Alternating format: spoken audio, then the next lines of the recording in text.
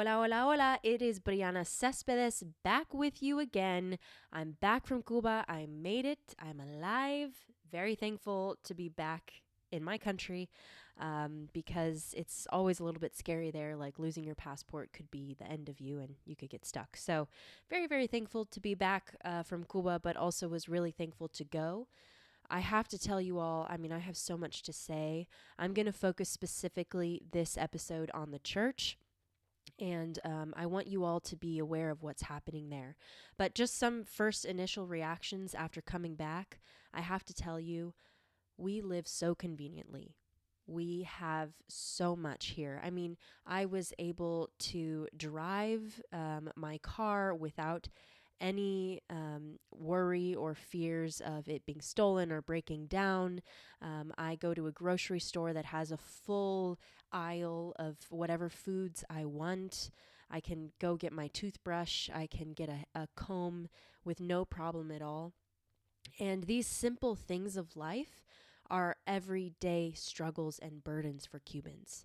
If they want to make sure that they have nice hair, just being able to buy a comb or to find the resources to stay hygienic or clean or food. Of course, food is an issue. It's really hard coming from there back here because you just realize that a lot of people don't have it the way you do. And it can bring guilt, but more than guilt to me personally, it brings a sense of duty and wanting to give back and be a blessing because I've been blessed a lot. I'm thankful to be here in the United States of America. And it's tough going. People have been asking me, oh, how was it? And I want to say good, but good is kind of it doesn't show you enough of what has been happening. So we're going to talk about the church this episode. I want to give you a little bit of an understanding because I went to go help with the church and to just serve there. And the way that it works in Cuba is a little bit interesting because religion was actually outlawed after Castro took over in '59, and people were sent to prison camps. If you were a pastor, you were sent to prison camp. There's this crazy story about the pastor there that I was actually staying at. He was sent to prison for 5 years when he was 18. They tortured him. They sent him to work camp. They did terrible things to him because he was preaching the word. So it was illegal until the 80s. And then once the Soviet Union was teetering, that's when freedom of religion came through. And so churches have been growing. There are more than 10,000 churches in Cuba, and these are Christian, just Christian churches. The top two religions there are Catholicism and evangelicalism. And within that, you have a bunch of different denominations. Now, of course, this is a communist country, so you have some sort of government involvement in everything, right? So there's something called the Office of Religious Affairs. And the Office of Religious Affairs is technically the branch that supervises all of the religions on the island. And the Christian council, there's something called the Cuban Council of Churches. That is also a state branch specifically for the Christian denomination or Christian religion. So in that sense, yes, technically there's freedom of religion in the sense of it is legal to be going to a church. Now, it's very interesting the way that persecution works over there. Persecution it fluctuates. It comes in, it goes out. You don't know when it's going to come towards you or go away from you. For example, there was a pastor I was talking to. He had an experience where in his home church, because all of the churches there are house churches, he went out with his family and they went out to go minister to like the local neighbors. They came back a few hours later. All of their stuff was outside of the house, the church, and a new family had been moved in. And that was just a form of government repression because they didn't like what the family was doing. So persecution is just it goes in and it goes out. And it's difficult to speak about because it's not easily defined. It's not in their legal code where it says, we specifically target these churches. However, churches are a target for the communist government because they're a place of hope.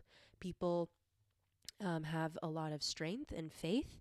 And also, it is a place where a lot of churches have stood up and actually talked about human rights violations and how the government is repressing them and how they should be allowed to be free.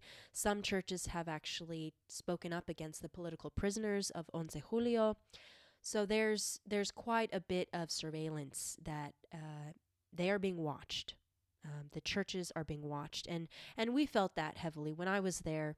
They talked a lot about warning us, hey, look, we're here for church. We're talking about Jesus, doctrine, theology, but we do not talk politics at all because there are definitely going to be spies here. So we don't talk about that. And there you always feel like you have to look over your shoulder. You don't know who would talk and who wouldn't, who would tell the government things and who wouldn't. So there's a lot of fear. Ultimately, there's a lot of fear, and the way that the government has been treating the church has been wrong and has been um, very oppressive, and the church struggles. The church struggles just to survive. The pastors are targeted missionaries, and they're sent to prison. They're not allowed to build churches. There's a lot of red tape that surrounds the church, even though it's technically legal. So, in regards to surveillance, interestingly enough, there was just news as of yesterday where the Supreme Court in Cuba actually officially was denying that they were monitoring and recording all calls and messages as the rumors have gone around in the island for good reason. Because, and the reason I say good reason, is because in 2021, after the protest of Once Julio, the 11 July protests, they actually passed a law called the cyber terrorism law, and there were several episodes of this law, several different amendments and additions, but essentially they have outlawed the spreading of false news or messages, anything that disrupts constitutional, social, or economic order of Cuba. So if you speak against communism, for example, and inciting mobilizations. If there's any sort of inciting of mobilizations or acts that upset public order, then you will be guilty of being a cyber terrorist. For example, the Once Julio protests really were started with Facebook. A lot of the avenues and the channels that began were there. People started to complain, and then they started to form, and then they all went out there. That was their mode of mobilization and communication for those protests. So essentially, the Cuban government really cracked down. They threw people into prison for those who had been on social media. And even the communications minister, Mayra Adovich is her name, which I thought was Russian in the beginning, but she's a Cuban lady. She said, our job is to prevent, detect, and respond to the possible enemy. So they are doing a lot of surveillance, and it's interesting because when you're there in Cuba, you realize that you are being watched, and you just have to be really careful. So one thing, and the last thing I'll report on this, because there's so much to say, and I will continue to be giving more updates on what is changing on the island, but I have to be careful about names, locations, and all of that, because I'm not going to speak publicly about where I was because I need to protect them just in case there is this surveillance that we're talking about. But you all have to know that the crime is growing a lot. Just at this church that I was at, actually, they experienced a couple robberies. Some people stole the meat that they had, the cows that they had, eggs, garlic, and that affected what they could feed the church. So crime is really, really getting worse in Cuba, and it's sad to see. I talked to one guy that actually fled Venezuela to go to Cuba because he would rather be in a poverty-stricken area than being in a murderous-stricken area.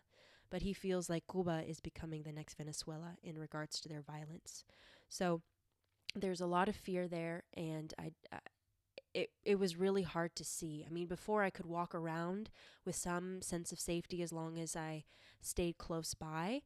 But now we had to always be with three or more people in a group because there were so many reports of people going up, knock you out, take what you have. The desperation on that island is just crazy. And they talk about they're close to an economic collapse. The inflation is out of the water. I'm I have a stack of cash this big just to pay for a plate of food. So it's it's it's really really sad to see, and there's a lot of fear again. Um, but I do want to just report, based on my experience after being there for about 10 days, the church is living and well, and the people have hope, and they're putting their hope into Jesus Christ. And even though their situation is terrible, they really do have a lot of life left in them. Everyone else on the streets, when you're walking through the towns and you're seeing the faces of these people sitting in front of their homes, sitting on the floor, they look like they're just waiting for time to pass. Their only hope is to leave Cuba. That's the people outside of the church.